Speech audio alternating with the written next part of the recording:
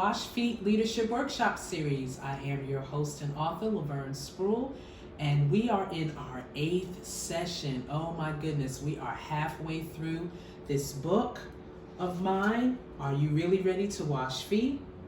And for those who have their copy, I will be on page 79.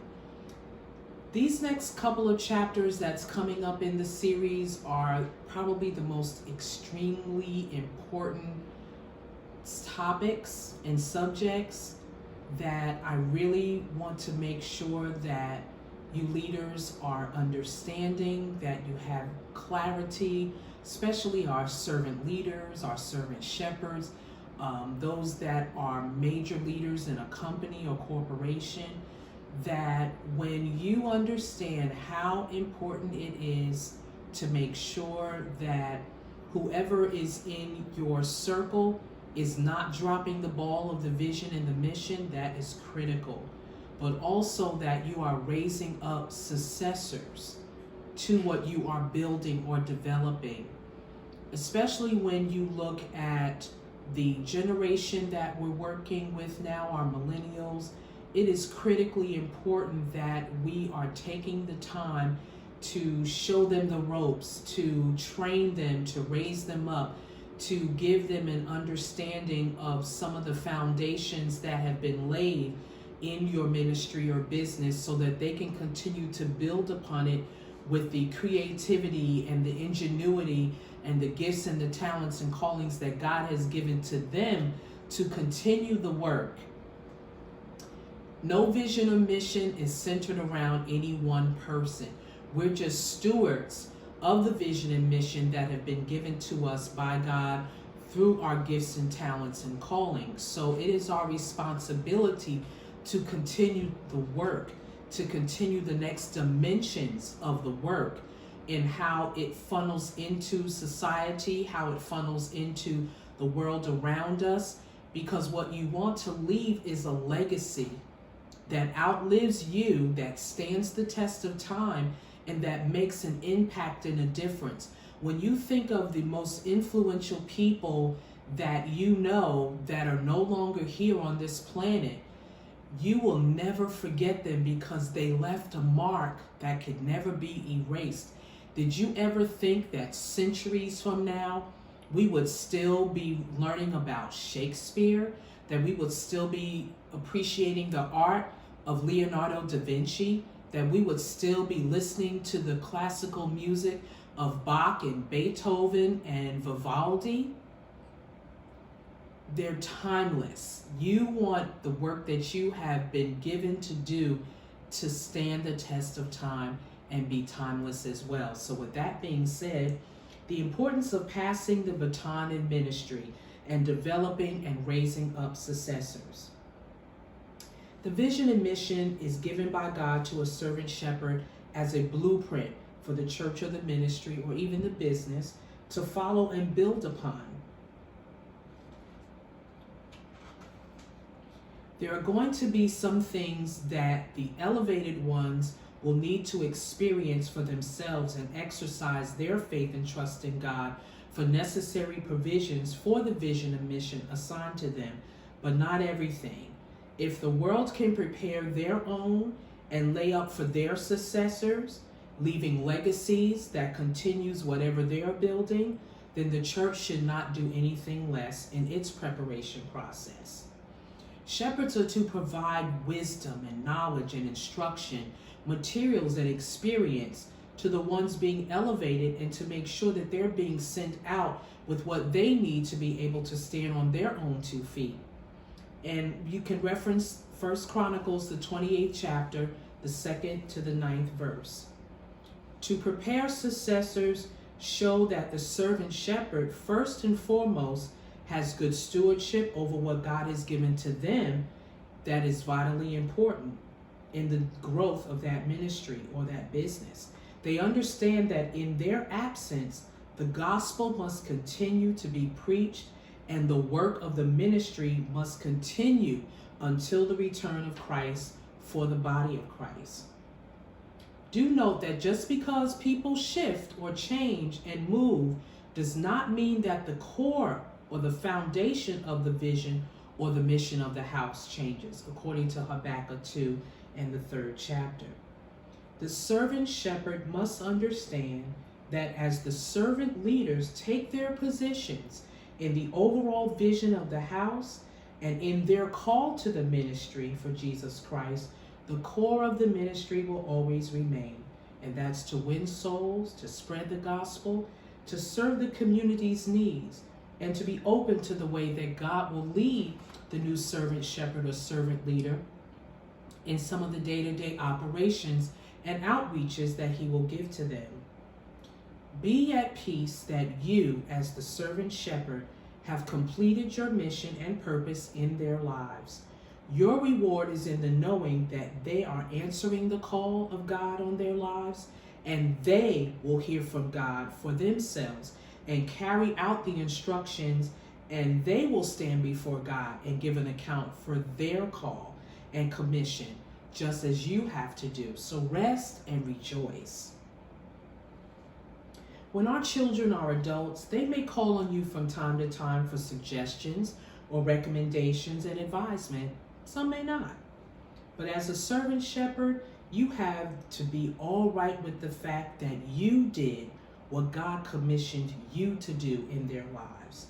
And what they do takes nothing away from your obedience to God and your great reward and your obedience to Him in the service that you provided for His people awaits you.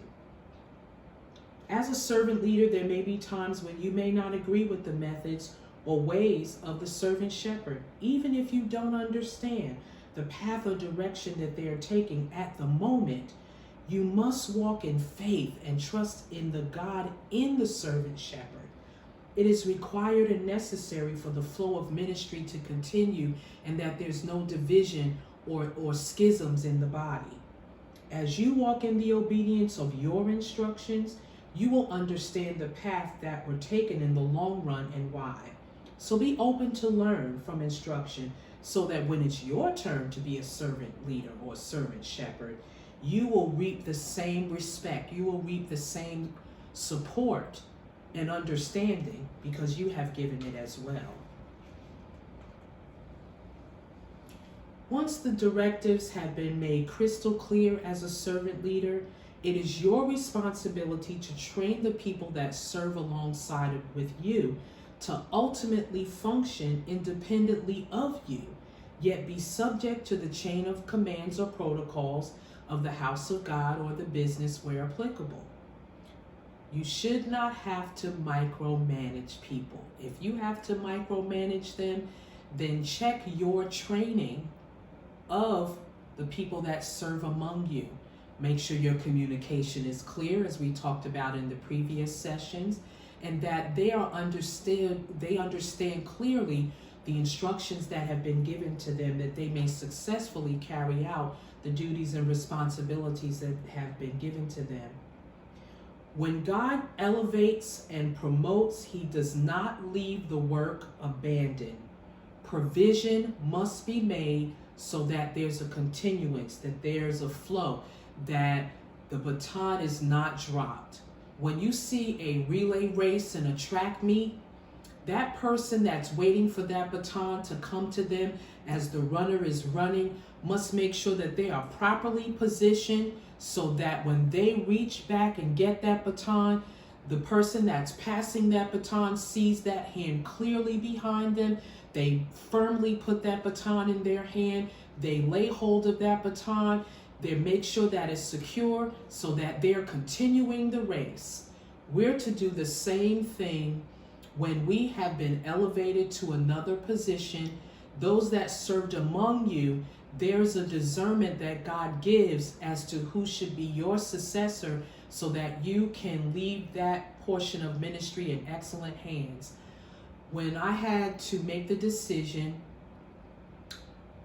from leaving New Jersey to come to Georgia, I made sure that whatever areas of ministry that I was overseer of, that there was left people in charge to continue the work so that that vision of that portion of the vision of the house continues. It is very, very important that if this is an area that really concerns the heart of God, that there's no interruption in that service. So please, I encourage you leaders, make sure, seek out, as you're serving, seek out someone who has the heart for this area of ministry or this heart for business, that you would want to promote them and then train them and raise them up to make sure that they're equipped and thoroughly furnished to go out on their own. Then you don't have to micromanage. You can see that they have already proven that they can bear fruit that remain and that they can take that area of ministry further. Life happens to us all, but it does not mean that ministry ceases just because certain people are no longer functioning in the capacity that they were originally designed. Understand that people are watching us as servant leaders, and when you least expect that they're watching, we don't have to walk on eggshells, but be mindful enough to understand the importance of our service to God, our character, to ourselves and His people. It is our responsibility as servant shepherds and service leaders to train the next generation now for future existence in ministry.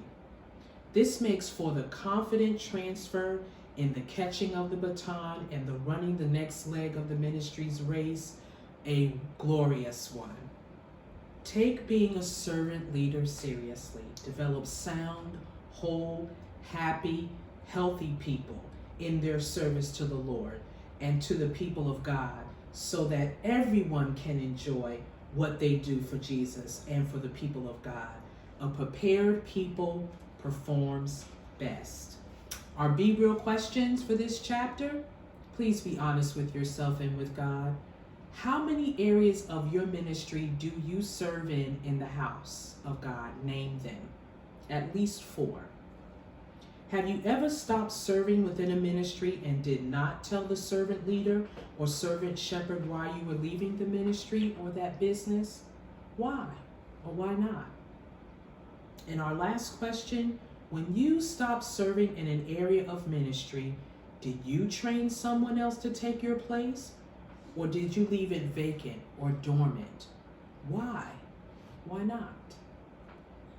This concludes session 8 of the Wash Feet Leadership Workshop series. Please like and love or subscribe to this YouTube channel, Lady Vern, and hit that notification button so that you don't miss any of these sessions. So if you need to review and go back, especially after you've purchased the book, by all means, feel free to do that. And I just appreciate you again for joining me today. And I pray that this has been a blessing to you. Enjoy your leadership journey. God bless.